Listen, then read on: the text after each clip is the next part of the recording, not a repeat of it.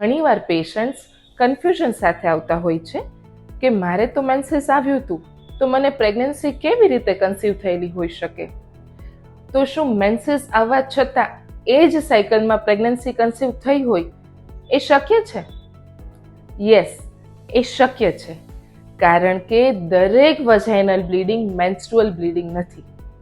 ક્યારેક pregnancy conceive થયા પછી પણ વજાઇનલ બ્લીડિંગ નોટિસ થઈ શકે છે, જે ઇમ્પ્લાન્ટેશન બ્લીડિંગ અથવા તો અર્લી પ્રેગ્નન્સીની વોર્નિંગ સાઇન હોઈ શકે છે.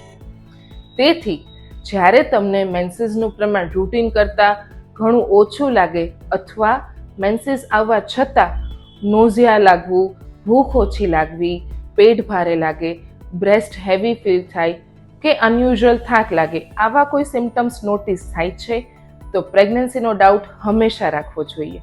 Thank you.